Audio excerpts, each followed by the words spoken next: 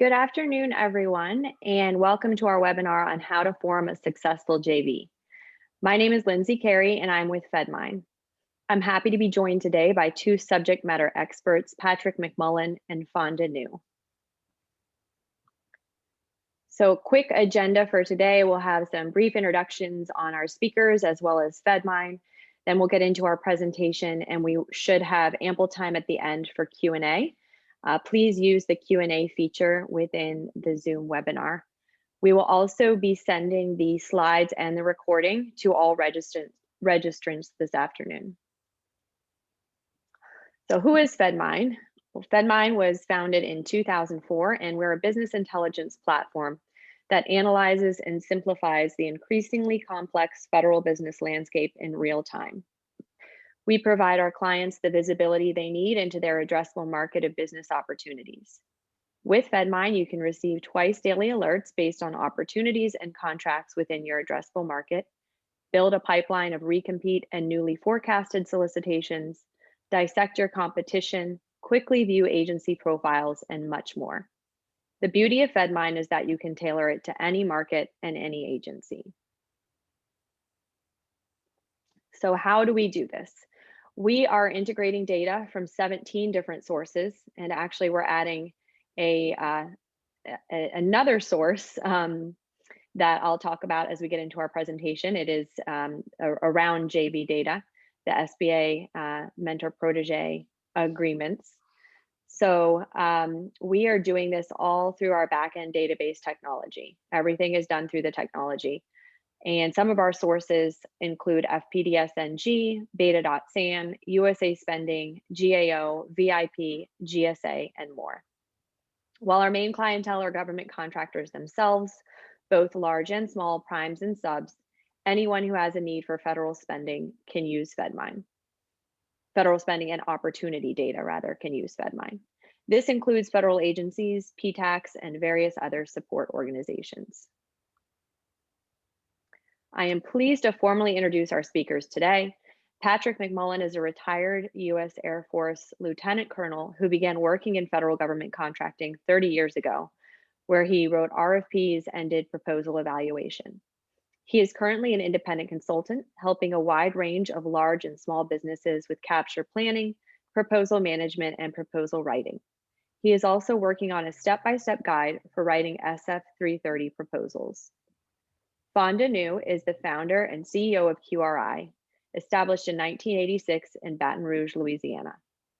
Over the past 35 years as the CEO of QRI, she has built a company that now produces annual sales of over 10 million and provides services in 5 divisions: environmental engineering, emergency response and remediation, geophysical, drilling, and construction. Professionally, Mrs. New has 41 years of environmental management and technical advisor experience, directing multitask contracts for federal and private sector clients, and is responsible for business development, management of business lines, and profit and loss within QRI companies. Mrs. New has a tremendous heart for small businesses, especially women-owned small businesses and their owners. Having owned and operated her own small business for over 35 years, she has dedicated half of her life to ensuring the success of her company so that her children, employees, partners, and her children's children can reap the benefits of old-fashioned hard work and dedication. Joint venture strategies are one of the necessary tools and skills that she has learned over many years of trial and error to succeed in the federal market, and today she will share some of that firsthand experience. So Pat, you can take it away. Okay. Thank you very much, Lindsay. And we do have a lot to cover today, so let me just jump right into it. As Lindsay said, this is a 2-part presentation. During the first part, I'll discuss the ideal lead time needed to form a JV for an upcoming opportunity.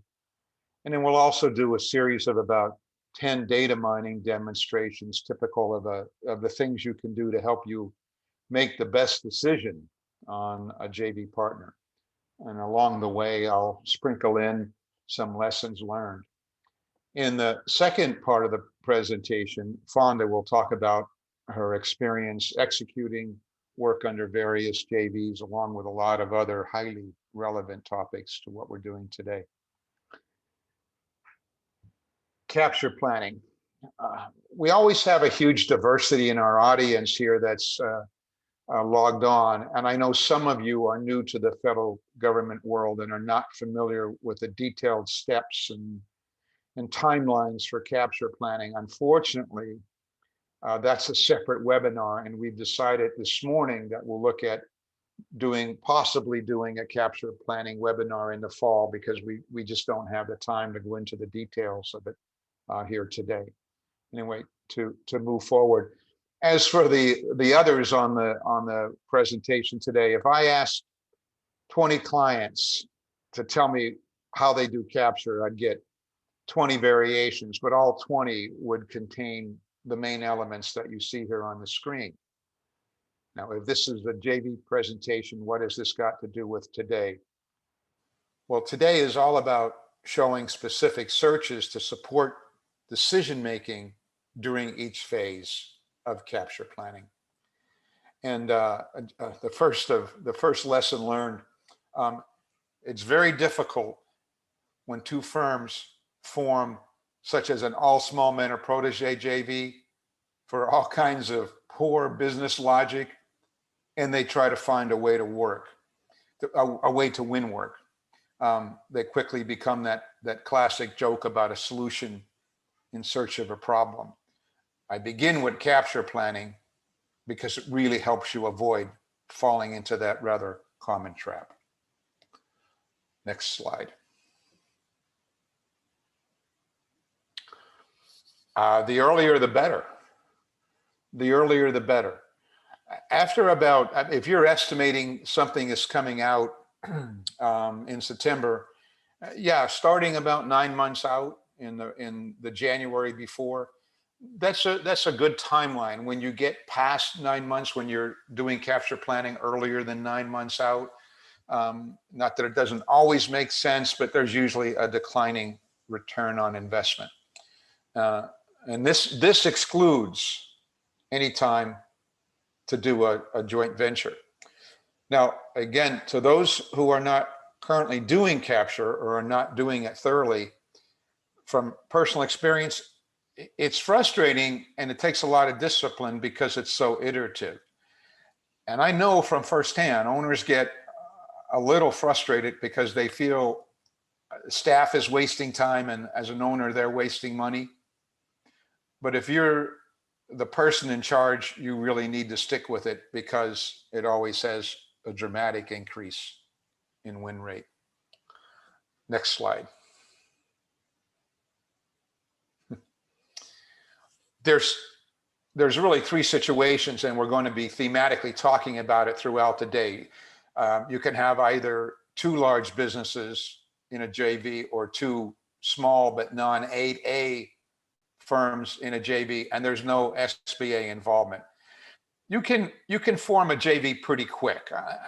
I say you're adding somewhere between 2 to 4 months beyond the 12 months on the previous slide to do that. If you're going through the all small men or protege program, you really need to allow an additional 6 to 9 months, which is why this chart goes out to 18 months instead of 12. And there's an obvious overlap. And what's with the blue dots and the green dots? The green dots is to show you all the way out at 18 months to start the process of JVs, understanding that there is an overlap all the way down to about 6 months in some cases.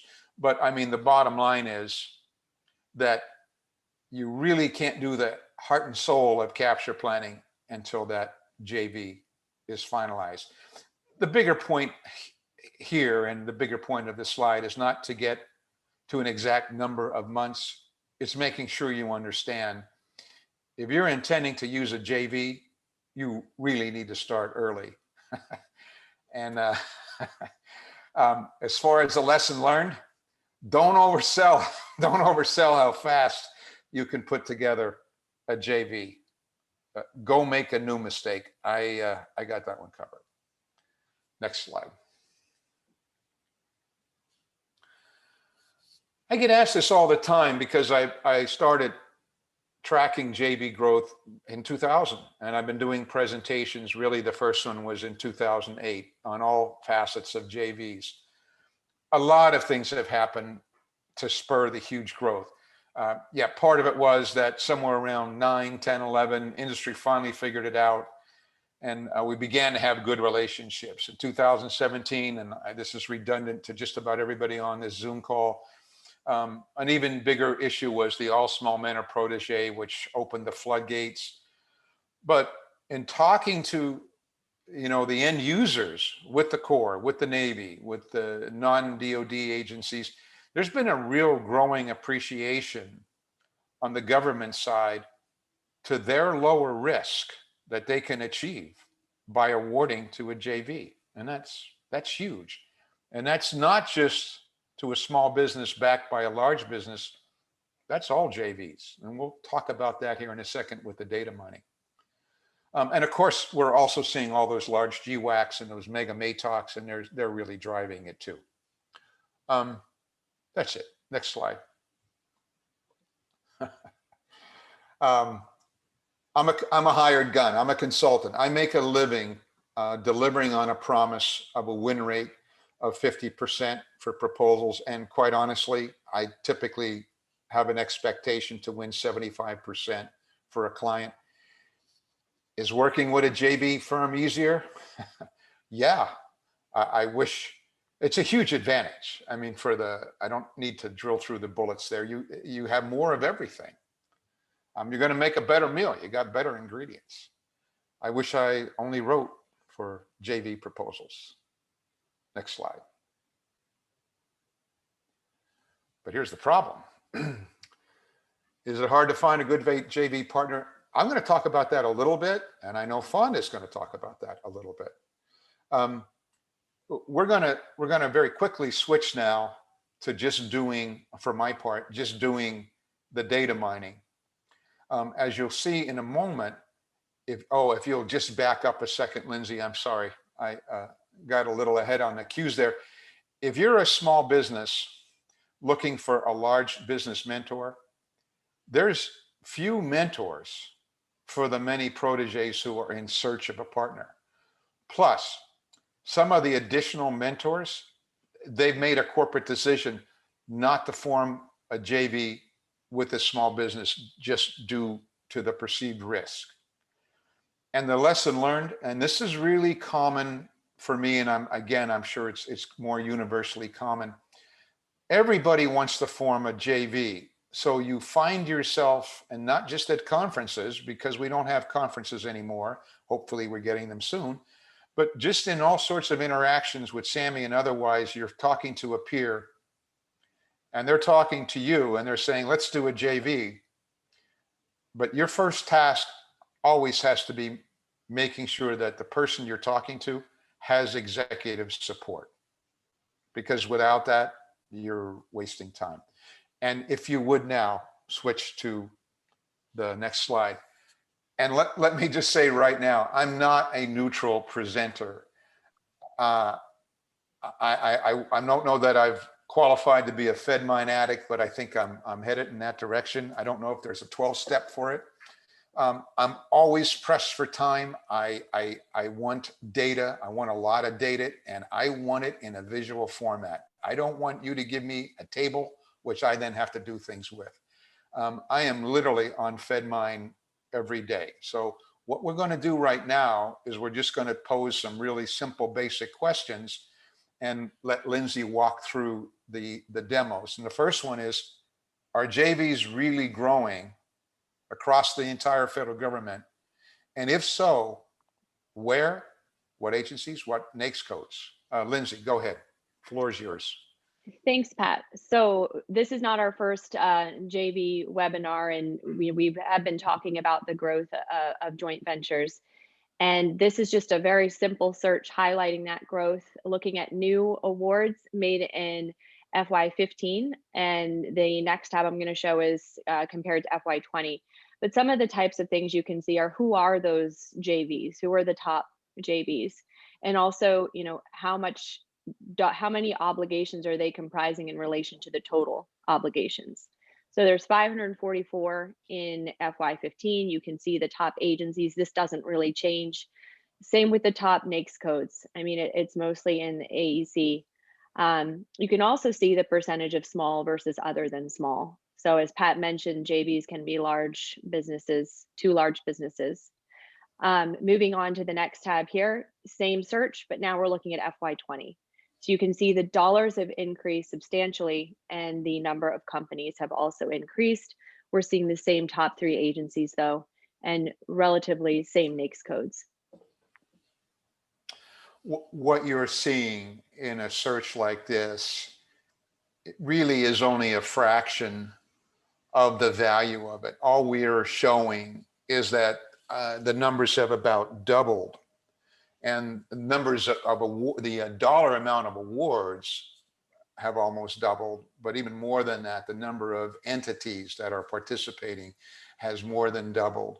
There's a trove of information that's accessible with just individual clicks, and we just don't have the time. But any question that you might have in your head right now or form as you think about this or look at the slides later, yeah, any question can be answered. But let's move forward. We're focusing in the rest of the presentation, at least my part, on a small group of NAICS codes and agencies, but it doesn't matter what agency or NAICS code, the process that she's demonstrating is really the same. A major lesson learned in the midst of all the JV madness is not every agency likes JVs. I found that out in a very strong way about 2 weeks ago. I live in Texas and I do a lot of work with the Fort Worth core. Lindsay, does the Fort Worth core like JVs? So this is a search, as you can see, just for Fort Worth District under the 541330 NAICS with a date range of FY18 to present. And you can actually see here the top 10 prime contractors.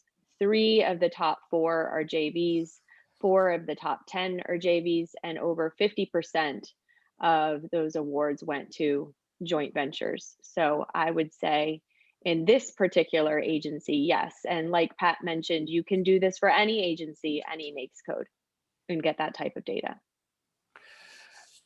And yeah, we showed you one that does, some don't. Anyway, moving forward, you're a small business, and we're going to look at large businesses in a second here, but you're a small business and you're wanting a mentor. Well, let's start with small businesses looking for an all small men or protege and stay with Fort Worth. Lindsay, who are some of our top large business candidate mentors? Yeah, so I actually just drilled down in that same search on the OTSBs. And same thing, you'll always see top 10, but you can see the full list of 31 large businesses who have performed work under that NAICS for USACE for Fort Worth. And these are your top 10 here, and no surprise, there are some joint ventures in here. But let's just take American Company as an example. So from there, we're going to actually drill down into their task orders. Oh, I'm sorry, I missed the cue. Yeah, well, and the point, we're in separate cities, excuse us, I just missed the cue. Yeah, and the point that I wanted to make to kind of tee that up is what you saw a minute ago were the total awards. That's never enough. And drilling into the TOs for each one of those firms for that total dollar amount is really critical. It's critical for 2 reasons. Number one, you really want to make sure that the TOs are covering a broad scope. They don't always do that. You'll find a firm and they've done a lot of work, but when you look at the TOs, all the work was in just one narrow scope area. The other thing is you want to make sure that you're covering the geography that you're looking for in terms of a mentor. Anyway, go ahead. Go ahead, Lindsay. Sure. So these are all of the various task orders for American Company for that agency within that NAICS code. And so what you would want to do now is also just, double check who are they currently working with? Who do they have partnerships with? And as I mentioned earlier, we have another source that we have just recently this week added to Fedmine, which is pulling in those mentor protege agreements and linking them to our company profiles. And you know Um, what? Before you jump to that, I want them to see one more thing, and then I do have a comment on this. And you could pick any one of these task orders, but if you just hit the details tab, and I know we don't have time to go through it. All I want to point out is that you're seeing the individual task orders, and you can keep drilling down. You can see details on that task order RFP. And another thing about this, um, you're at a conference or you're in some situation, and a firm is giving you a brochure and they're saying, we have contracts with all these agencies. We have a contract with Fort Worth. We have a contract with Mobile and with Beale Air Force Base, et cetera. Yeah, I come back and the first thing I do is I start drilling through here, and you find all sorts of interesting stuff. The most recent one is, yeah, we are an incumbent. We are a 4-year incumbent with a certain agency. I'll skip the agency. I come back, we're on the phone call while this potential mentor is talking about that. And I drill down and I find out that, yeah, they got that contract in 2017. And you can't make this stuff up. They didn't have a single award. Anyway, that's the kind of value to a quick program like this where it's all clicks. Now, the cross-referencing. There's a lot of reasons why you need to know, first and foremost, if your potential large business is already in a mentor protege program as a mentor. And Lindsay, go ahead. Why don't you walk that through? And then I have a comment at the end. Go ahead. sure, yeah. So this is the site, and it will be included in the slide presentation that we send this afternoon. And as I mentioned before, we are actually linking this data now in our Fedmine profiles, which I'll show as well. But you can come to this and download the active mentor protege agreements. And so if you wanted to find out, is Merrick currently working with a small business, you could use this and download your Excel file here. I just did a quick Control F and found Merrick, and they are in a partnership with Sol Engineering. There you And go. so Yeah. to demonstrate that new data source that we have, for those of you who are customers on the call, you can actually see here on the protege profiles, the SBA Mentor Protege Program active agreements will be listed below the certifications.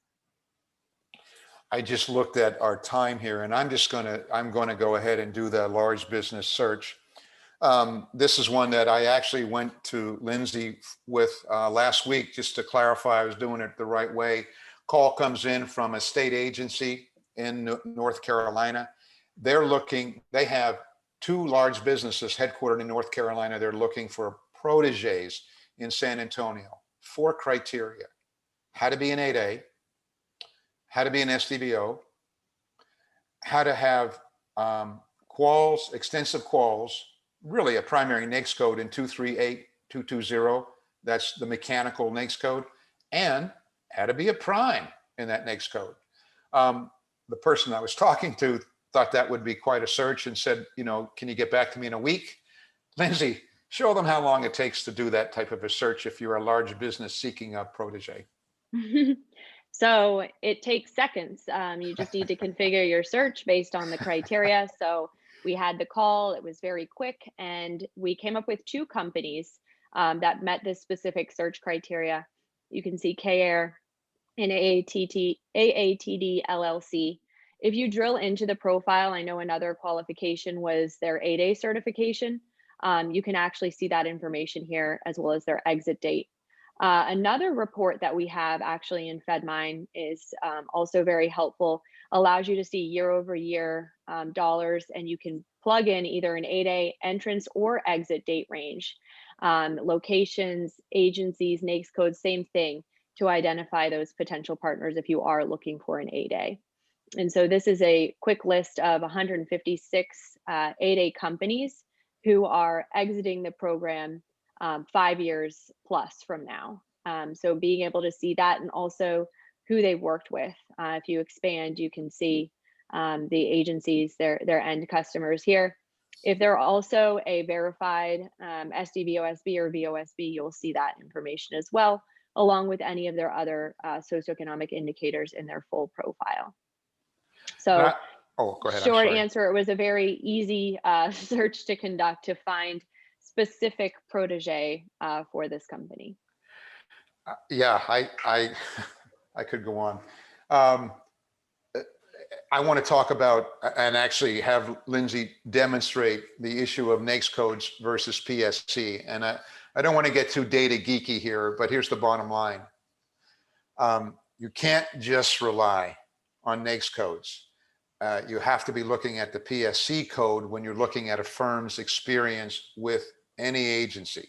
You have a firm, you search the NAICS code, you have people who have the work.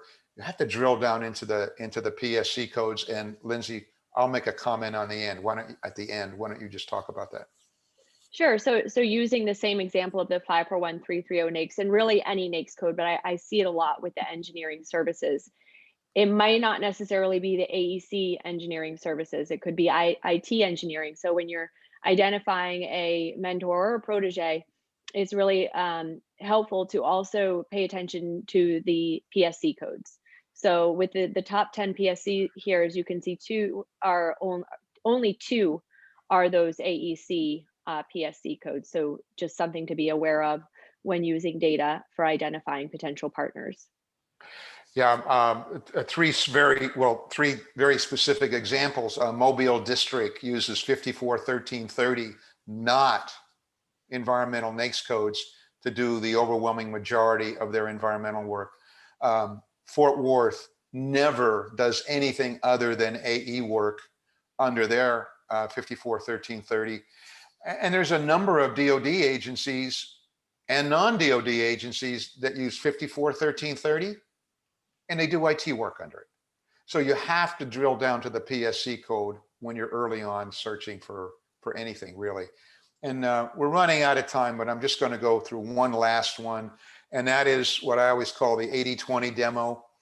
Many firms assume agencies are somehow programmed to spread the work around when the exact opposite is really the case. The thinking is, well, somebody won a contract with some agency, so yeah, surely they'll get work. Lindsay, is that true? Yeah, so in Fedmine, we do have these really helpful graphics that show the top 10 primes, but you can also see there are 130 companies that won an award with NAVFAC in that engineering services NAICS. But you will see, based on what Pat said, 77% of that work is going to these top 10 primes. So that is also something to keep in mind as you're looking for partners. And my closing comment on that is not unique. That is universal with all agencies. There's a whole lot of good Life 101 and Psychology 101 reasons for that are way beyond this presentation. The objective here was to talk about the timing, talk about how this particular tool, especially for somebody who is as pathologically impatient as me, how this particular tool can help you save time. I hope we've done that. I'm really looking forward to the second half of the presentation. So with no further waste of time, Fonda, the show is yours. All right, thanks, Pat. First off, I apologize for sounding like a frog, but I'm a Louisiana girl and the pollen is everywhere down here right now. So QRI has a tremendous amount of experience with JVs. We have 14 that have successfully landed prime work. We form more than 14, but we have 14 that have landed prime work. Here's an example. So there's QRI up there at the top with $48 million worth of work. And you'll notice those other 9 companies, they're all QRI companies that you see there that had various types of work. So Lindsay, move down and let's look at the NAICS codes there. And you can see it spread, you know, our portfolio is a third environmental and engineering, a third construction, and a third the 562s. I mean, that's what we do. We have a very blended portfolio, and down there in the bottom, you can see those various JVs. So what this comes down to is this has allowed me to remain small because I joint venture so much, especially with construction work for various geographic opportunities. I'm always researching, and guess what tool I have used since 2007? And it's Fedmine.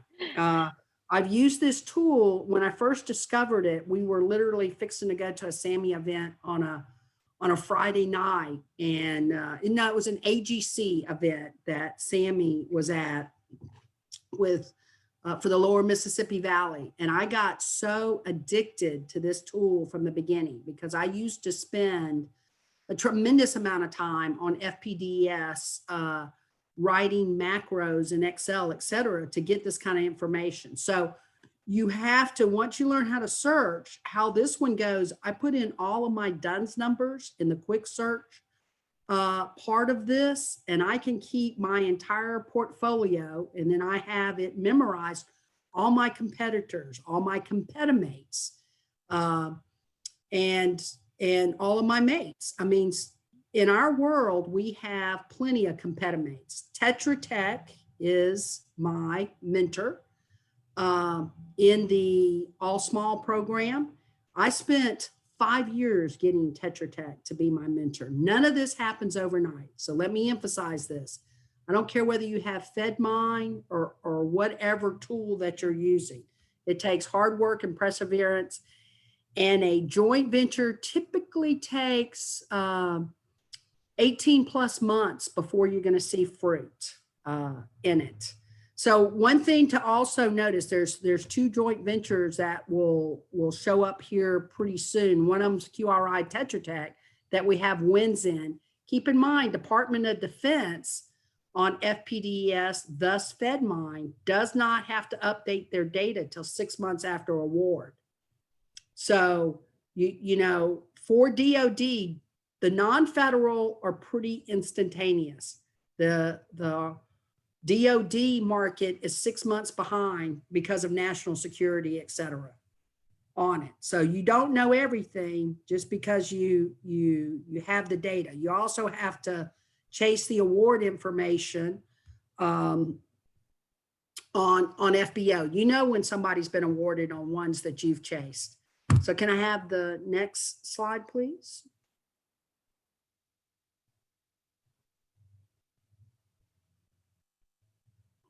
So I have numerous JVs in my arsenal, and it has kept me from all of this change that goes on, whether it's industry downturns, the natural disasters. Again, I'm in Louisiana. We're natural disaster USA.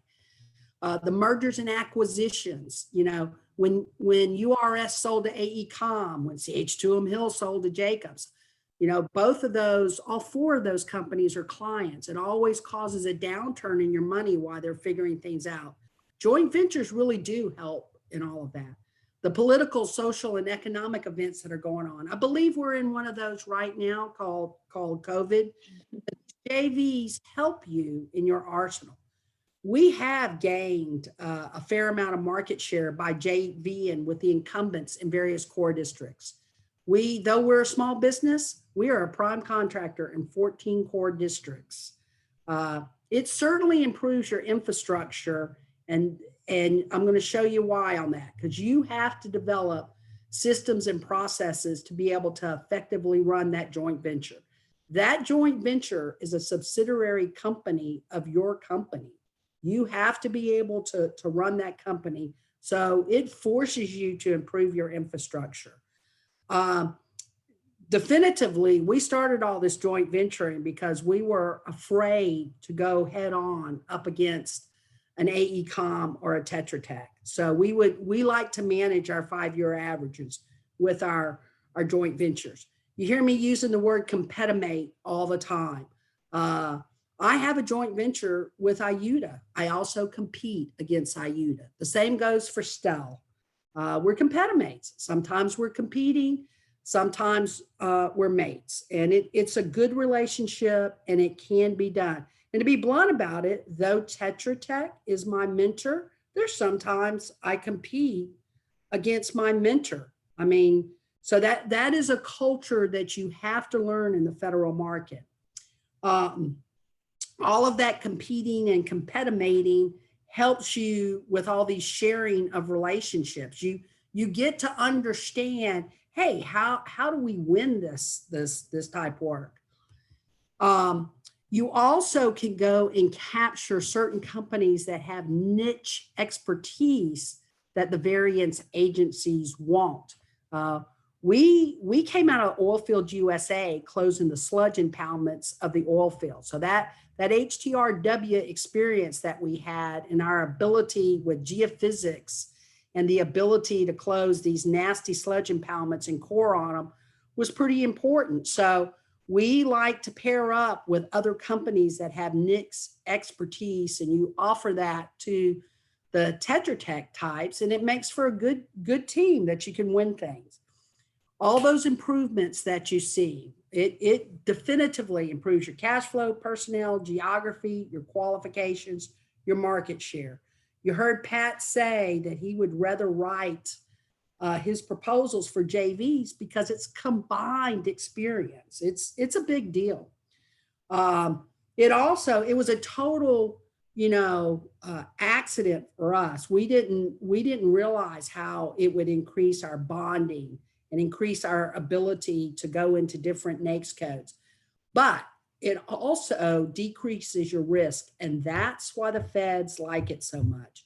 You're sharing risk. So you get two established companies that are joint venturing, and you get a large big boy behind you underneath that as your subcontractor. That sharing of risk is extremely attractive to the federal government. It decreases their risk, and they know their contract is going to be performed accordingly. Next slide, please. So, we're considered a pretty big, large, even though that, we average, our 5-year average is about 10 million a year, is what it is. And we control that big time by JVing, but it absolutely increases your financial capability, your staff. If I don't have a lot of engineers, Tetra Tech is mentoring me in engineering. 541330 is what my all small mentor is. So the QRI Tetra Tech JV consists of a whole lot of engineers, and we're learning how to do that better. We're still small under those NAICS codes, so the advantage to Tetra Tech is they get to bid on a fair amount of wasabi and small business opportunities as they're training me. The advantage to me is it's increasing my proposal team, it's increasing my technical team, it's increasing my administrative team. I would say, bar none, Tetra Tech has been one of the best mentors that I've had, and I've had several, so I know the mentor-protege game. So that network of business partners, I would say for us, it's even more than double, tripled, it's quadrupled. So you're exposed to various partners, and you're learning how to play the game. And remember when we used to go to meetings and we would shake hands face to face, and then we would go out afterwards at night? In my case, I'm the wife of Kenny New. Kenny New is Mr. Cigar Bar guy. So the colonels of the various DOD agencies love smoking cigars. And there's been many a colonel I have sat in a bar, and yes, I have smoked a few cigars. That's not why I lost my voice though. Cigars with these guys, and you get to learn a lot about what is the client looking for. So that networking is so important. And that's what we're doing right now is networking, but soon, hopefully we'll all be at Sammy National in November.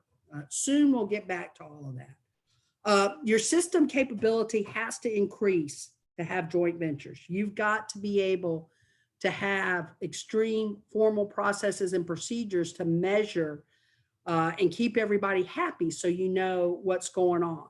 And it gives you that blend of that senior, middle, and junior technical capability. You're able to blend that in your portfolio, but you're not putting the cash out per se. Nobody can afford, they say, to be a real engineering company, you need at least 14 different types of engineers.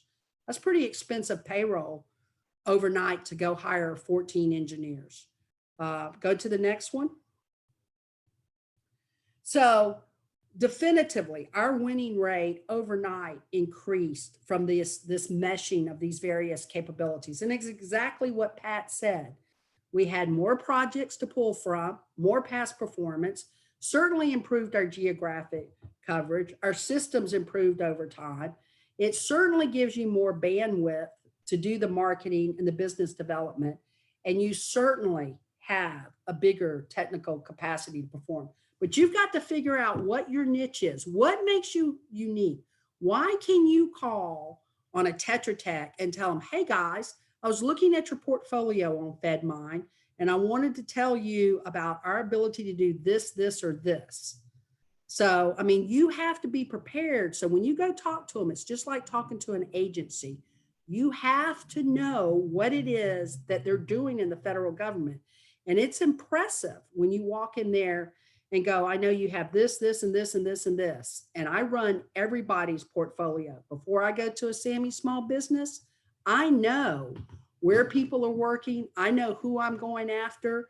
And I literally lose my voice at every Sammy meeting because I am nonstop talking, and I get about 4 hours of sleep a night. And I research the heck. About 3 months before I go, I have portfolios on everybody, which, by the way, I truly am developing in Fedmine. That's probably why they asked me to do this, because they know I'm a Fedmine addict when they look at how many uses I have on it. Can you give me the next one? Now, though this looks like a gnarly slide, this is what I'm talking about, systems and processes. You want a successful JV, then you know how you're going to deal with your, every business, every company. All of us have to deal with human resource. It's our number one component. All of us have to have a management system, that number two. All of us have to have a means to track our finances and execute our project. And all of us have tools and software. Well, when you ID what that is for both of the JV partners from the beginning, you start off making sure from the very beginning that there's good communication. We do disc profiling of our folks and our key folks, even our joint venture partners. We run disc profiles so we know what the personalities are so that we're communicating appropriately from the beginning with some folks. Some folks are especially scientists and engineers. They can be more withdrawn than others. But also you have to have a management system. You have to have an overall, hey, where we're going. Pat said at the beginning, if you're starting off going, hey, I'm just going to JV, I don't know what it is that I'm going after. Bad move. You have to have a target, figure out what it is that you're going after, come up with a plan and a means and a method to go get it. Now, at QRI, we're very into, we have our technically speaking, we have what we call QRI's online technical dashboard. We use Uninet for our accounting, which is DCAA approved, and we use Salesforce for our sales. But we have a very specific 10-step sales admin technical process. And for every one of our JVs, we have a worksheet that we share on QRI's online tech dashboard on what the opportunities are that we're going after. And we have weekly meetings and a management system that we track that. And that's how you take the rocks that you throw in the pond and you triple them. You use all those lovely tools and software. And when you throw that rock in the pond, just like those concentric circles that go out, you want to increase that effort and work smarter, not harder. So what that's done for us with all these decades of change that's gone on in the 35 years that I've run QRI, we found out pretty early at QRI that we had to have storm protection systems. And it's not just the hurricanes or whatever, it's the recessions, it's the policy changes, the all small comes out. How do you respond to all of that? That's what we've done. We've come up with systems and processes to help us do that. Go to the next slide. So I don't care whether you're a small company, I'm talking a less than a 10-man company, or your Tetra Tech. It's a constant journey of change, and you have to be nimble enough to change, because change is going to happen. You have to have the cash to get from point A to B. You have to be able to overcome disasters, whether it's COVID, very unusual disaster, or these ice storms, Uri that happened down here in the Southeast this past winter, or whether it's the 3 hurricanes that Louisiana had this summer, Zeta, Delta, and Laura. I mean, you just don't know. Obviously, our U.S. economy has some issues going on right now. You have to be able to get over that. You have to be able to overcome various changes that are going on in the market. Now, I graduated from the 8A program. I was 8A from 2004 to January 2013. And even before we graduated from the 8A, we were winning full and open small business awards. And it's because I was joint venturing. I learned how to write proposals, and our company has a very nimble proposal group that shoves out federal proposals and all of those NAICS codes I told you earlier. And now, we're certainly designing, one of these days, we're going to be a large company. So how do we deal with that? We're going to continue to JV. We're going to JV with another small business and do just like Tetra Tech. So you have to be prepared for this journey of change, and joint venturing allows you to do that. And that's about all I have to say there. Thank you so much, Fonda. That was really, really valuable information that you were able to share with our audience today. And also thank you to Pat. We have finished early, but we do have a few questions. And if there are any other questions, please enter them into Q&A. But 2 questions that Fonda, you will likely be able to answer. The first one is, not all JVs win contracts. Is there any reason why that would happen? You have to position. This is something my mentor, John Martin at Tetra Tech, is the lead for Tetra Tech in the QRI. And man, he's always talking about boots on the ground. So that's something that we're very effective at doing. So these opportunities, I'm talking, 18 months, 12 months, we think if you're 12 months out, you're pretty late at the game. You've got to get in front of who you think source selection is going to be.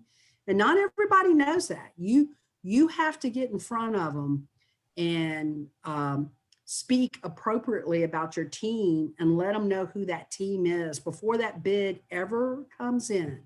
Source selection folks need to know that y'all aren't newbies at the game, because they expect you also. I've won with somebody that I've never won before just because of my qualifications, but I had to have a lot of qualifications at that district or that particular agency in order to pull that off. So, sometimes you have to lose. I'll give you a great example. I have finally won in Louisville, finally. And that is a QRI Tetra Tech JV. I have no illusions that QRI won that. Without a doubt, it's because I had Tetra Tech behind me to win that. I have bid 4 other times that I have lost in Louisville. So you have to have the right team. You have to be what they want. And all of these various agencies have very specific personalities. So I got great lessons learned every time I lost, but you're not going to win every time. So there has to be the willingness. It's like being a batter. I mean, my goodness, a 300 batter is considered pretty good, but what, you're only hitting 3 out of 10 times you get up to the bat? Could I add 3 points to that, Lindsay? Of course. Yeah. Just a data point. The majority of JVs are not successful. Point number one. Point number two, the majority of JVs that are not successful primarily and almost exclusively for one reason. They just did a poor job during JV formation, followed on by an even poorer job during caption planning. And actually that's only 2 points because Fonda's covered the other points. Yeah, you really have to, everything that she talked about in terms of upfront, all that formation stuff and then doing capture planning, all that is just really critical. And when you do that, you have a high win rate. There seems to be no middle ground. If you don't do it, you're highly unsuccessful. Thank you both. 2 other questions. Can a JV be mismanaged? How do you prevent that? Go ahead, Fonda. I'll let you go. Yeah, there's so many ways that it can be mismanaged. No comment. Yes, it can be mismanaged. And you have to have a cultural blend. And, you know, how do you determine that? I mean, how do you know? There's nothing like starting to work together. And I could tell you this right now. However the proposal goes is how the work's going to go. If your proposal team works well together and everybody, we call it pulling the covered wagon. If everybody's pulling the covered wagon and you're getting through that together, that is always pretty much how the work goes. If you notice that portions, you know, only one company is really pitching the ball and doing work on the proposal, that's how the job's going to go. So the ones that we've noticed that are more difficult to manage is typically, especially with some 8A contractors. Oh, well, I'm the 8A, you're not 8A. Well, you won't learn how to do new things. It's okay that you don't have that. I don't have the expertise of a Tetra Tech, but we get in there with them. The only way that you learn how to manage and effectively do things is to do it together. Well, Tetra Tech has mentored and managed a lot of companies, you know, over the years. So, you know, we've learned at Tetra Tech, there's 20,000 employees. I'm not saying everybody at Tetra Tech we're awesome with, but we've learned who we click with the best, who are the best personality match with. But we've noticed the real issues come because of differences in processes and specifically accounting systems. It is, we have discovered from a construction standpoint in particular, we're an accrual accounting system, and it's a real mismatch when you try to joint venture with somebody that does cash accounting. So there are certain questions that you have to ask. It's not a match because you get to the end of the year and they're going, oh, well, we haven't received that money yet. So until the cash comes in, it's a real disconnect. And you're filing, keep in mind, this is a company. It's a subsidiary company of your company. So you have to file your tax returns. You have to answer all those SBA questions, et cetera, et cetera. So when you have processes that clash with each other, it causes some management issues. So those are things that you can figure out up front and make sure you don't form that JV to begin with. So we've gotten pretty good at it. So therefore, we don't JV with any companies that have cash accounting systems. We only do folks that have accrual accounting systems, step one. And then we start working on the personalities. And some of you might not know this, but there is a difference between geologists and scientists and engineers. So QRI was primarily a scientific and construction technician type company. So how in the world do you mentor protege with an engineering company like Tetra Tech?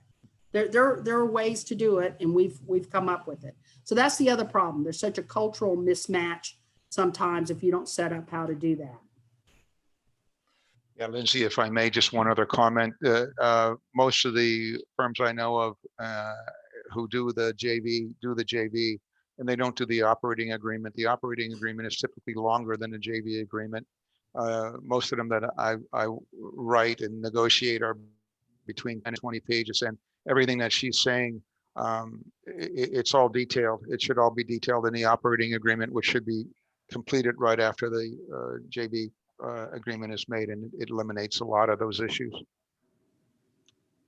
Great. Absolutely Thank you concur both. with that. What did you say, Fonda? Sorry. I said, I absolutely concur. I mean, Okay. it took me 6 weeks with Tetra Tech, and we were going back and forth literally every other day on the operating agreement. It's a great operating agreement.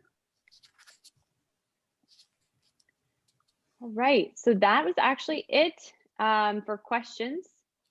Okay. Thank you, everyone, for attending. Huge thanks to both Fonda and Pat. And we will be following up this afternoon with the recording and the slides. I hope everyone has a good rest of the day. Thank you. Thanks. Bye.